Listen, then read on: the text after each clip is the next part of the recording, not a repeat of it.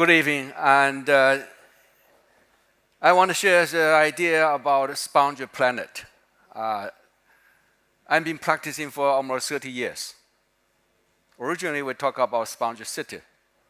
We invented the concept almost 30 years ago. Now I think it's not enough. Sponge planet is the way we have to fix the world. That's the architecture for survival.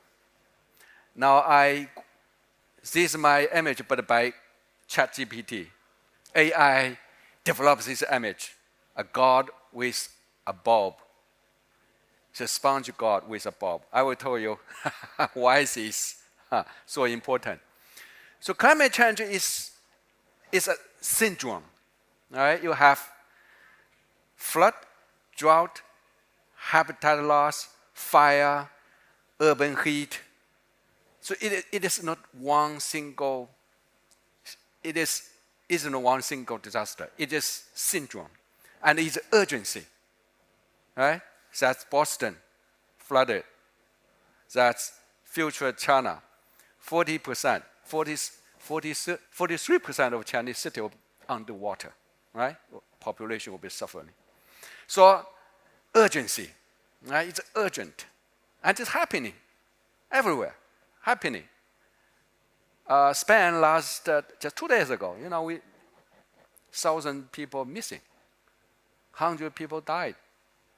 We're thinking that's very dry land now become totally disastrous.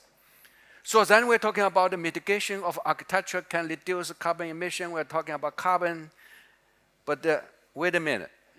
Mitigation can be also problem. Reduce carbon can cause other problem. Green energy may not necessarily green, right? Windmill kills 5 million birds every year, just in America. Solar panels, of course. 20 years later, we have to deal with poisonous garbage that's going to kill the planet. Hydropower, green energy. But that already destroyed almost all rivers in China and kill the resilience of the planet itself. Okay, then adaptation. Yes, of course. But this adaptation can be very expensive. We build walls, flood walls. We build dams to create reservoir. Certainly, aqueduct to solve the problem of drought, pipe system to solve the problem of flood. Now, these are all adaptation strategies, but they can be really disastrous. Imagine just 12 years ago, 12 years ago, Beijing flooded, killing 79 people because of failure of the infrastructure. Just last year, Libya flooded, 1,000 people killed. And Kenya and Brazil this year. So the failure of the infrastructure which we built will fail. Already fail and continues to fail. And you never know when they will fail. And when they fail, it will kill thousands and even millions of people. That's Brazil. 5 dams fails altogether. Right? Now these are adaptation strategies which the world, the financial resources, the financial institute actually investing on it. Not only that, not only the accumulated risk, but they will create even more carbon, worsening the globe. Imagine we spend so much money, 95% of the investment in the past years are about carbon, green energy. Only 5% invested in so-called nature-based solutions. But even nature-based solution is questionable. Plant a tree, yes. Are you going to plant trees or restore habitat? Of course. But where? The key is we need a focus, right? With limited investment. Where is the key infrastructure you are going to invest?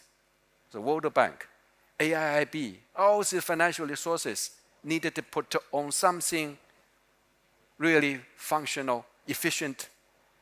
So my solution here is what I call nature-based, but it is an infrastructure. I call it ecological infrastructure. Strategically securing ecosystem services holistically and across a scale that provide all kinds of ecosystem services, provision, regulation, life supporting, cultural, and spiritual needs. So that's a kind of infrastructure for tomorrow, right? For tomorrow. Today we are built based on iron, steel, concrete. This kind of infrastructure will be obsolete. We will need another alternative kind of infrastructure. A city built on water-centered ecological infrastructure is called a sponge city. And such an ecological infrastructure must be built beyond the city and even beyond the catchment and go to the whole planet, including sponge catchment, sponge waterway, sponge farm, sponge town, and sponge lake and ocean. So this is kind of infrastructure, and it is water-based, water-centered. Carbon is a problem, but carbon is not necessarily a solution. Now that's important. We know carbon is a problem, right? And maybe the solution is not carbon, which maybe, of course, we need to cut carbon, that's no problem. But is a carbon emission will solve the problem? Maybe not, right? Maybe not. Water is obviously important solution. And it is holistic. It is holistic. It's a philosophy. The philosophy of sponge planet is to retain water at its source, slow down water flow during the process, and give water more space, embrace water at the sink. Now, three principles are totally opposite to the conventional solution. Today, the conventional solution is to accumulate water, building dam, reservoir, and channelize the river to flush away flood. And that's what happened in Spain, what's happening in Indonesia, and what's happening in China and India today. And at the end, when water comes to the ocean or comes to the lake, we need to give water more space, not build a wall, not limit the space of water. So three principles are totally opposite to the conventional solution we are using today. So people will ask, okay, the sponge planet, enormous job, right? Too ambitious. But actually, sponge planet is simple solution. Right? It was inspired by the very ancient farming technology. Climate change is nothing new for people here in Malaysia, Indonesia, Singapore, in China, or India. Nothing new. Can any climate change be more serious than monsoon climate? We have 6 months of dry climate, and 1 whole month precipitation about 100,000 millimeters precipitation. That's dramatic climate change, much more than today's climate change. So climate change is nothing new. That's why the monsoon culture will teach us how to adapt to this kind of climate change. The farmers know that. Terracing the slope to catch the minimum stormwater, to cultivate the rice paddies, and even fish. Or if you have too much water at the delta area, just create a pond and dike system. Right? You can grow in the swamp and build cities and have very productive landscape and diverse, biodiverse, and certainly beautiful. So that's holistic solution. So based on this philosophy concept, for the past 30 years, I and my team, we was develop this system. Learn, inspiring from the traditional farming and design modular solution, modular technologies, and test its performance and strengthen by design to create this modular, such as terracing the slope, wearing the waterway, diking and ponding the ground, and islanding the lake, the water, the marsh. Then you create something replicable, right? Across a scale, at a larger scale, and can be operated by today's machinery. So by combining the traditional knowledge with modern technology, we are able to create this very efficient solution to solve today's multiple problems holistically. And we have built over 1,000 projects. 1,000 projects all over China, more than 200 cities in China, and certainly in other countries, in Thailand, even in Russia, in the United States, and even in Russia. So I want to share with you how this modular approach works. Number one, retaining water at the source. Here is Sanya in Hainan Island, tropical area, monsoon climate. One day precipitation can reach 400 millimeter, right? So all infrastructure will fail. All those concrete and steel pipe system will fail. And they are not designed for the monsoon climate. They are invented in London, in Paris, in Netherlands, but they never make it adapted to the monsoon region. They fail in India, they fail in Malaysia, they fail in China, right? So we need a new facility, we need new infrastructure. Now this is the infrastructure, nature-based infrastructure I envision, right? It is an infrastructure. The blue area, the dark blue is the minimum area, the gray, pink blue area is the luxury. It is enough space for handle all kind of water problems. The red dot here, you can see, is where the human settlement and the water conflict. Now, those areas, we need intervention. The blue area, we need to just give it water. No problem. So these are the place we need ecopuncture or acupuncture, some kind of fix-it, engineering.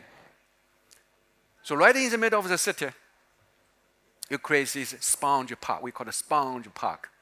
Terracing it when you have slope, ponding it when you have flat ground, and islanding it when you accumulate water. So just in 1 year, we created this about 1 hectares. Not 1 hectare, 100 hectares of green sponge right in the middle of the city. 2 years later, you will have beautiful park created because the water is so rich in nutrient, and the tree just love it, and you don't need irrigation, right? So that's just 2 years after it was built. This was before, monsoon, dry season, and wet season, and this is today. So in just 5 years, we totally transformed the urban center. This you will see today. Islanding, each island will have 1 banyan tree and the banyan tree will remove the nutrient in the water, so the urban runoff can be cleansed.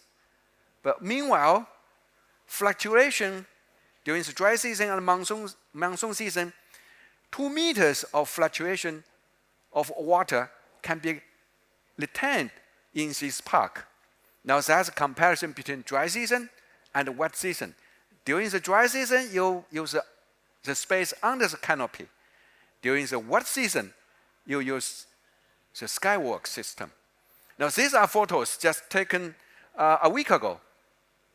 There's a historical huge typhoon in Hainan Island.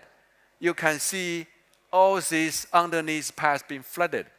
But the city is still functional because we have skywalk system. And this park can regulate 2 million cubic meters of stormwater.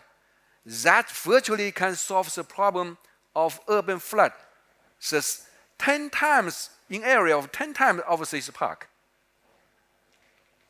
So that's also during the monsoon flood. So that's a comparison before in 2015. I mean, that's this after. Now look at these 2 images to Google here, before and after. All this been developed as before and after. So the sponge park not only solves the problem of urban flood, but also become a catalyst for urban development. The property value increased in 4 years, increased 400%. Can you believe that? 400% increase. Similarly, in Yangtze River area, this is Nanchang city, a city also prone to flood every year, monsoon flood. Now we get to the site. This is ash dump, polluted ash dump from a plant, from a fire plant, from a power plant. Polluted. So we recycle the ash, the dirt, and create islands. Hundreds of islands can be created on site. Meanwhile, create a lake. So become a forest over the lake. A resilient sponge that can handle, similarly can handle about 2 million cubic meters of stormwater. And that virtually solves the problem of urban flood in this new city. You can imagine that's the photo just a couple of days ago. You can see foggy but a beautiful urban forest, a sponge, resilient nature-based infrastructure. Islands for birds, for people, and certainly for biodiversity. Right? Migrant birds come back into the city. Look at how during the dry season, how people use this space. Because during monsoon flood, it only may be 1 day or 1 week, right? Most of the time, it's actually a space for people, right? That's you can see how people love it. So the city gets rewilded, become more resilient, can become more biodiverse, and certainly become increase the carbon sequestration, right? Attract carbon. And certainly you look at people love it, yeah? People love it. These allow flood to take over. That during the monsoon season. And buildings. Now, this kind of infrastructure means that all kind of individual buildings must be able to adapt to this kind of infrastructure. Today, we use the great infrastructure as our infrastructure for buildings.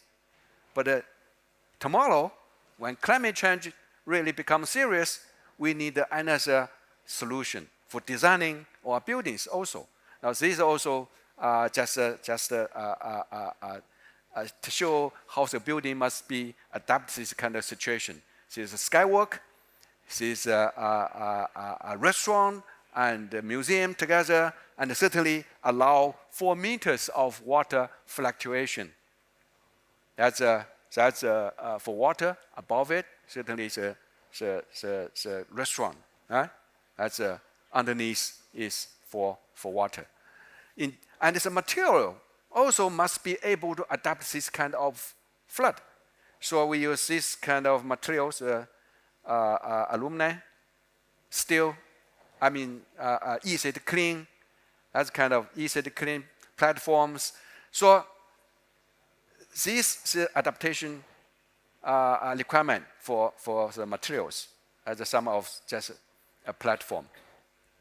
Now Thailand, so not only just in China, Thailand, Bangkok particularly, is one of the most vulnerable cities in the world to climate change because the elevation is only 1 meter or even some area or even already under the sea. Now this is right in the middle of the city, Bangkok, a former industrial site, tobacco factory. The king wanted to have a lake, but the queen wanted to have a forest. So we want to combine them together with a lake covered by forest, and by minimum construction and by minimum budget, turn the brownfield into a sponge. Remember the same solution, cut and fill, islanding. So when doing this, you actually can only just use one machine to mold. There's only one machine to do it, right? Not complicated. So just in 1 year, we are able to transform the brownfield into a very lush, vegetated urban sponge.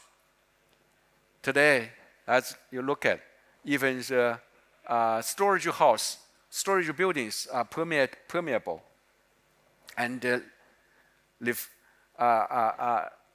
recycle everything, including the concrete on site for the building of the island. Suddenly, we have a rewilded urban nature in the middle of the city. And that can regulate 1 million cubic meter of water. And certainly will become a catalyst for real estate, for development, increasing the value dramatically, and keep everything. The trees, just lifted the bridge, skywalk underneath is for water, for flood. And certainly create a native biodiversity. About more than 100 native species of birds come back to the city. That's how, just after 1 year, because it was built during the COVID, just after 1 year you can see all the birds and the animals come back. So simple to build. So we even only just use the army, because during the COVID, so the army can operate it, right? Don't need any skills. So you can imagine if the whole global service, if the whole world use army to transform the global service, it can be very easy, cheap, right? Low budget, no skill needed.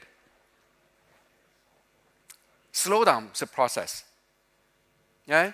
So conventional solution to solve this kind of problem is like that. Keep channelizing, dredging the riverbed, pave it, building higher and higher wall.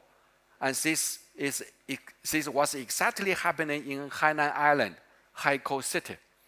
For 20 years, they keep doing it like that, but never get the problem solved. So in 2015, they accepted the idea of nature-based solution, turn gray into green. And we simply remove all the concrete, no concrete, and terracing the riverbank. Remove all the concrete, terrace the riverbank, catch urban runoff, clean the water, right? And meanwhile, create a beautiful green corridor for people to use, for all kinds of activities. Now that's today. And the terraces function as a filtrator of contaminated water. Actually, even the sewage, domestic sewage, because the urban villages are the major pollutant resources of this area. They are not connected to the centralized sewage system. So we create this artificial wetland filtration system. By slow down the flow, we can clean the water. Remember, 85% of sewage today running into the ocean untreated. Talk about most of the developing countries, India, Malaysia, Indonesia, Bangkok, and even in China. So how can you solve this problem? Well, people will say, build a great infrastructure, which is a sewage treatment system. Of course, it is affordable in developed countries. But for the developing countries, it can be a huge investment. And the energy consumption can reach 4%. 4% of energy today is invested in running the sewage plant. Now, nature has better solution. So our solution is create this filtrating wetland system to let nature to clean the water. Because most of domestic sewage actually nutrients, fertilizers, nitrogen, phosphorus, potassium. Now those other fertilizers can be removed by the agricultural process and can be removed by the industrial process, but very expensive. So, for example, in this case, an garbage dump right in the middle of the city in Handan, 2 square kilometers in size.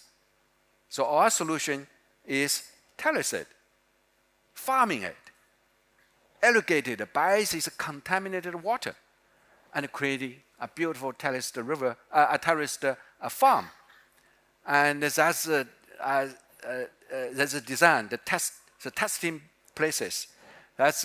So it's producing all the data to see how this work. Great, right? 85% of nutrients can be removed. So you can produce clean water by this beautiful landscape. So you solve the problem of urban dump, the solid waste, at the same time solve the problem of sewage. Now that's why don't do it in developing countries? You save so much budget, so much money. But that's only a small project. We are talking about the whole ocean.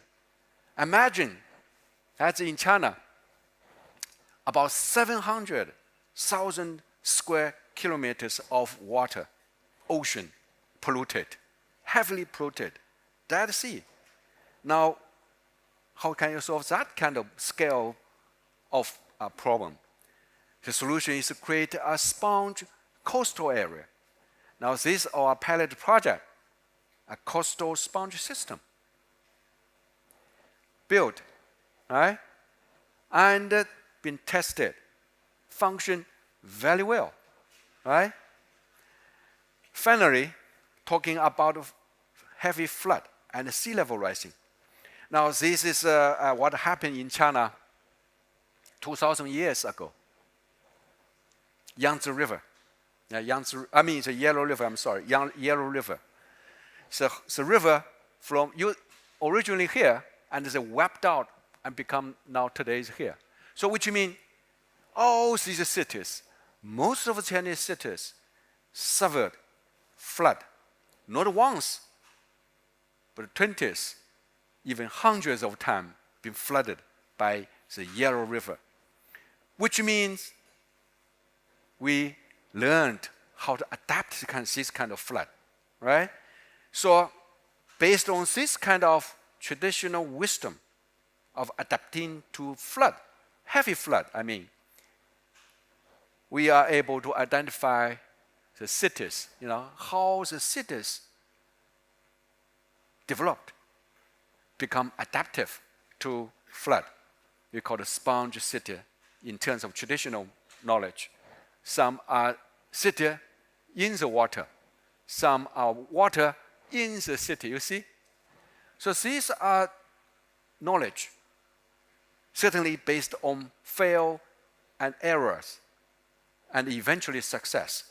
So when we learn from these cities, it's about 2,000 years error and success.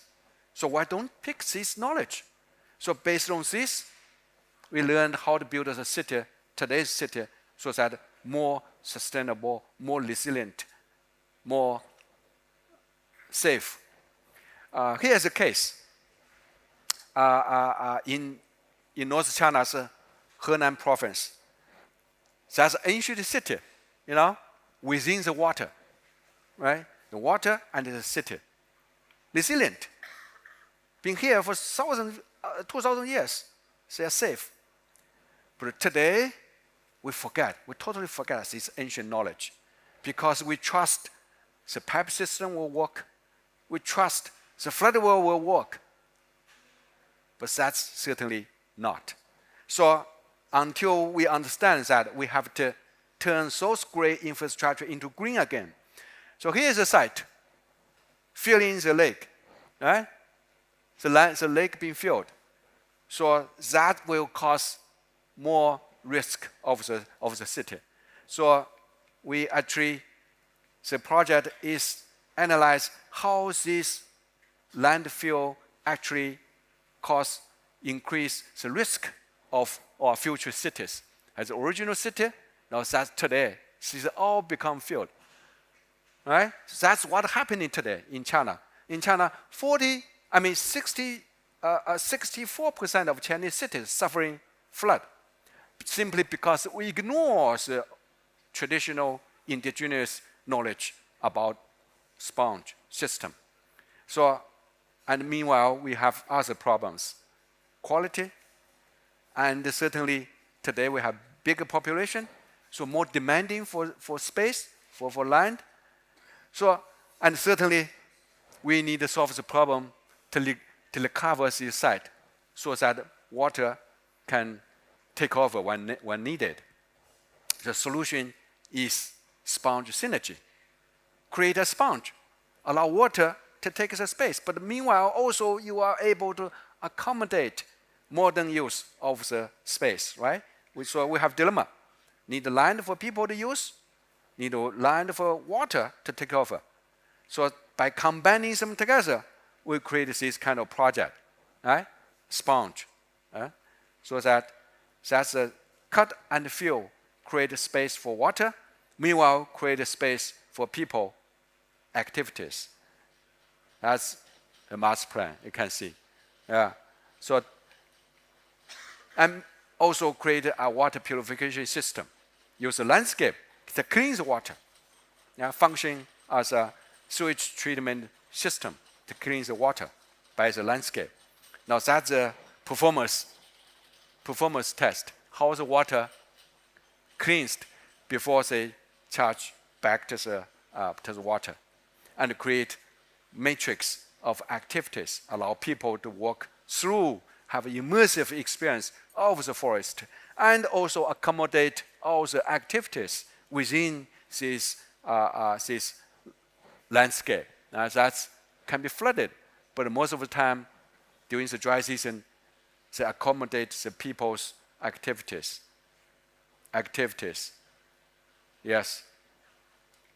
Matrix. Now that's meanwhile create a new typology, a new language to solve the problem of urban flood. During the winter, you have such beautiful space for winter activities. Now, what about sea level rising? So we are all worried about sea level rising, right? In New York planned to build a seawall. Indonesia, right? The capital, they want to build a seawall. Hundreds of miles of seawall, like that, exactly like that. May not necessary. We have better solution. The solution is nature-based solution. So this is a site in Sanya. Right? So we convince the local decision maker to stop the project of building the seawall. Instead, we allow water to come in, to go into the land. Right? Like play Tai Chi, instead of boxing. Right? Water always win. Right? Water always win. If you box, you fight against water, water will win. But if you play with water, water becomes friendly. So we let water come in. And so here get the salt water, here get the fresh water, the storm water, fresh water. When the fresh water and the salt water meet, we can produce blackish water. And now this blackish water become a beautiful habitat for mangrove to grow. Right? The mangrove like blackish water. So just 2 years, we established such a beautiful mangrove, very healthy mangrove get established. Here you got people, you got nature, interlocking. So nature and the human interlocking. So immersive experience. But meanwhile, the birds will be safe. So just a couple meters away, you see the birds right here. Because they are safe, they feel safe. It is it becomes an island.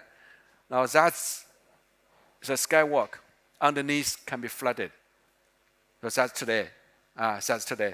Interlocking, that's a nature island for birds. Now that's for people to use. That's a structure. Certainly you need the beauty, you need the spice, you need art combined with nature. Now these are kind of pavilions people will use every day. Immersive experience of nature.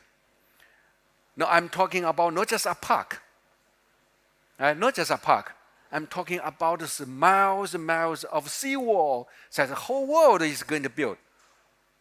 So instead of build this kind of seawall, actually, I want to demolish it. All right? Now, why? Because when you build a seawall, the nature destroyed. Without seawall, you have a healthy nature. You build a seawall, you kill the nature. Why? You get rid of it. Get rid of this kind of wall. Because when you build the seawall, the sea, the ocean, the tide, the wave will flip over and cause salination. And this salination will kill the vegetation. So we propose a breathing seawall. Remove off, chop off the seawall and create this permeable seawall. Allow the salty water go back to the ocean. Right? Now that's the design. That's the new design. The before, after. So integrating nature with this boardwalk, minimum gray infrastructure. This is before and this is after. Right? More beautiful, certainly, and more resilient. Right? The wall will be like that. Become a park, become a greenway. Right? Become a resilient natural habitat. And certainly you will need a spire, architecture. Right? And certainly the architecture must be resilient also. It's concrete, minimal use, but beautifully needed. Now, this seawall been tested just this year. Why? We have a historical typhoon this year. Moji, huge typhoon that killed 1,000 people. But that's before, before the wall was built. That's rendering, that's built, or resilient breathing seawall. Now that's after the typhoon. Right? They go to Philippines, kill people. They come to this land, nobody died. Right? Why? Beautiful, more resilient compared to the conventional That's a conventional seawall. See? The concrete seawall. And the typhoon come here. Boxing. Boxing with typhoon. Then you lose. Here we play Tai Chi with typhoon. Play Tai Chi with typhoon. Safe. So that's why I'm talking about new design. Right? Design matters. Nature-based solution. And finally, about the building. Right?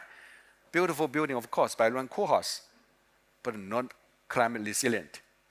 Right? Carbon emission, heavy carbon emission, not good for people. Right? That's my proposal, actually. A pig farm, vertical pig farm, vegetable gardens, fish pond, electricity. Create a green building. Now that's what we need. Holistic solution. Water is a key here. Okay? Certainly that's kidding, right? That joke I made 10 years ago. But I can make in my own home. Everyone's home. Now that's my own home. I collect stone water. Right? I collect and use the stone water to produce food. I collect 52 tons cubic meters of stone water and produce 30 kilograms of vegetables every year. Now these are stone water. And the stone water, not only stone water, actually I found that even bathtub can put into the balcony because that's the gray water. Gray water is okay. Right? Gray water is just easy to recycle. So use the gray water to irrigate the garden and even use gray water to irrigate your living room. Right? That's the living room, you see? Stone. And this stone beginning with this kind of limestone. 3 years later, become like that. And 10 years later, that's today's, look like that. That's living room. Now, this living room, this living wall is different from the living wall you see in the airport. That kind of wall need irrigation, need fertilizer, need maintenance. This wall, I didn't maintain, only stone water and the gray water. Right? So become a learning center for communities. Come here so everyone can get involved. Now that's another my design in another building. Totally immersively integrated. That's another building, yeah. So now that's important. When you have green in your room, not only cleans the water, not only reduce the temperature, not only increase humidity during the winter, but also become a healthy element. It can reduce the recovery period by 30%, particularly during the COVID. That's during COVID, you see. Yeah. So to conclude, while global leaders are negotiating for carbon credit and trading carbon, yeah, we have United States have a new president. He will even give up trading. Yeah. But we really have to think that we have to think like a God. Right? That's a sponge God. I generally use AI. That's what I talk about. Think as God's vision for our planet. But really, you have to act like a peasant. Simple tool. Down to earth. Incremental. Walking the ground, not as the sky. Right? Carbon is anywhere. Carbon is a tragedy of commons. We need to cut carbon, but carbon is not a solution. Water is a solution. It is a holistic solution. It can create biodiversity. It can create reduce carbon emission because of biodiversity, because of biomass. It can certainly solve the problem of flood and drought. And certainly water will create beauty for the city and for individual home. Thank you. Yeah.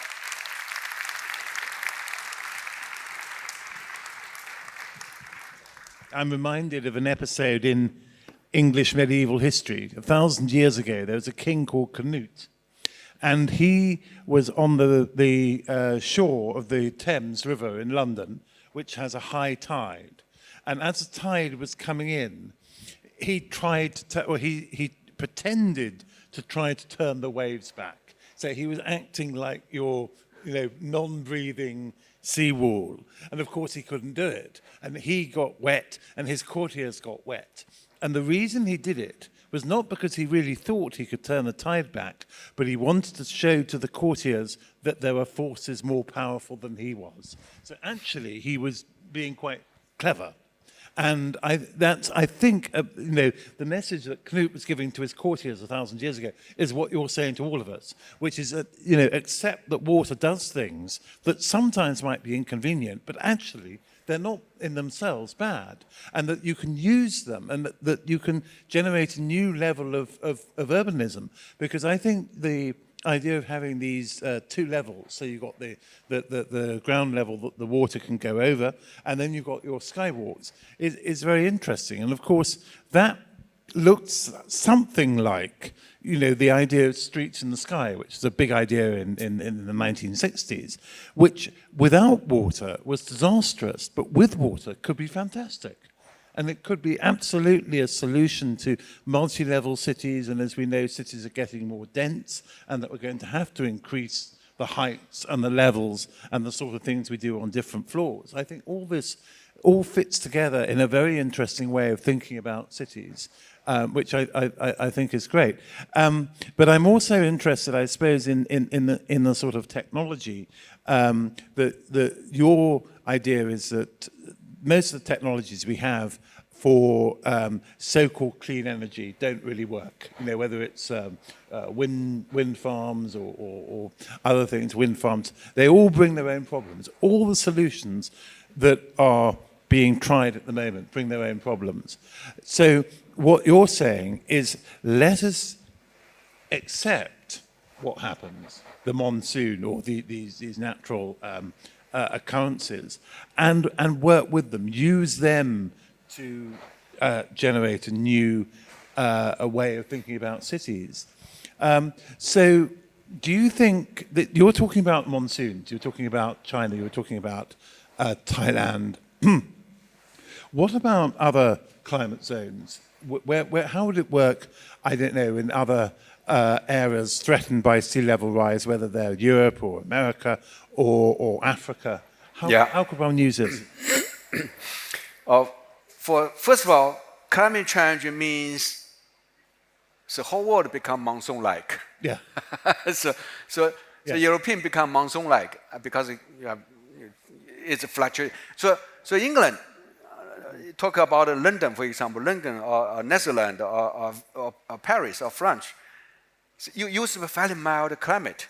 Every month you have a certain 12 inches of precipitation, for example, and so that's why all infrastructures is designed for 4 inches of precipitation daily. Yeah. Right. Yeah.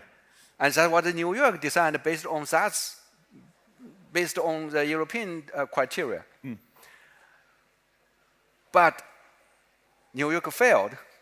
New York failed already because they decided to build a wall again, and there's a flood every year. In May, flood. In October, they get flood because now it's over 4 inches. It's over even 12 inches precipitation.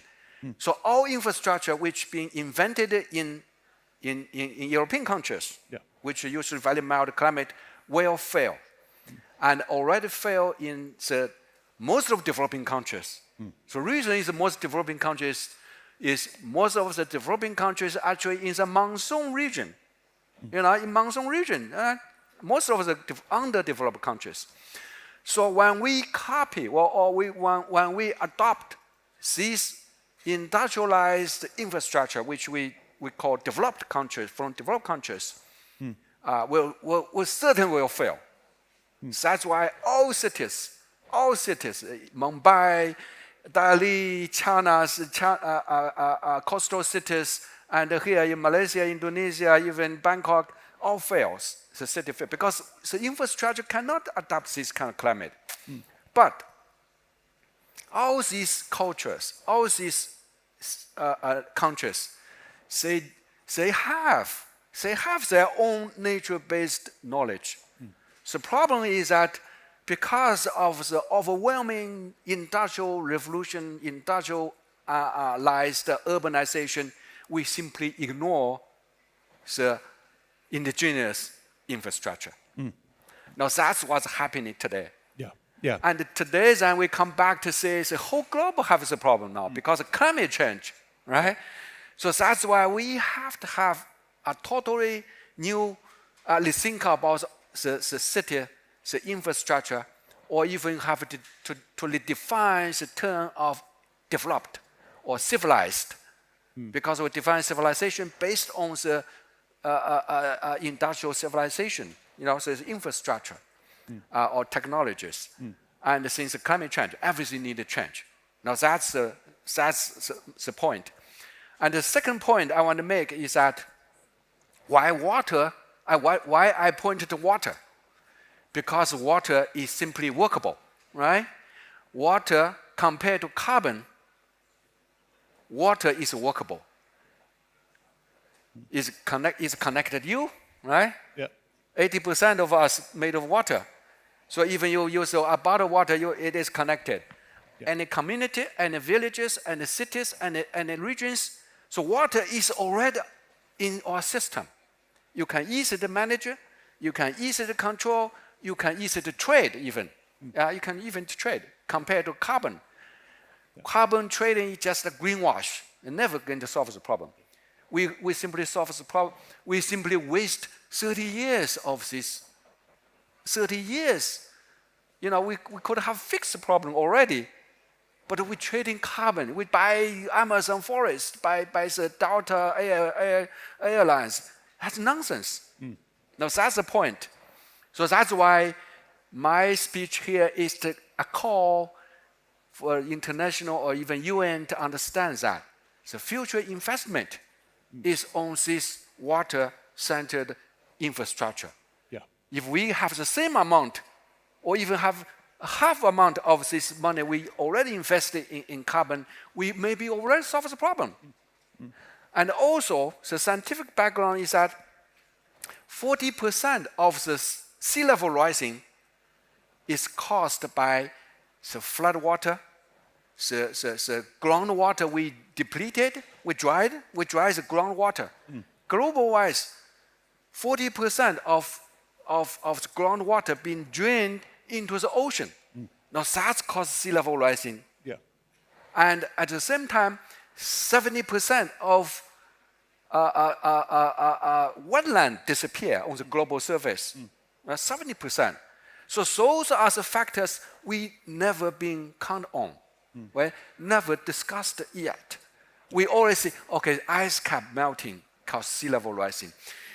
Thermal expansion causes sea level rising. But actually, if we can fix the water, keep the water on the ground, we can reduce sea level rising. And I think this is very interesting because it's beginning to be recognized even in the United Kingdom that traditional farm sizes and traditional use of agricultural land actually retains water upstream. So the rivers flow more slowly. They don't flood into the sea, as you're saying. And also, I'm reminded of a book I read some years ago called Dark Emu, which is about the way the indigenous people in Australia stewarded the land, which was incredibly clever. And it meant that the relatively small number of people living on that vast continent or island could survive with the water they had. And then along come the European settlers and think, oh, this would be good for sheep. So they turn it into pasture land. And that destroys these patterns evolved over millennia of water retention on the land, not trying to shove it all into the sea. So I think what you're saying is absolutely relevant. And I think the more intelligent people are beginning to agree with what you're saying. So I think I can see Paul Finch, who is going to announce our winners today, but I think we should all give Konyang Yu a very big thanks for an extremely interesting talk. Thank you.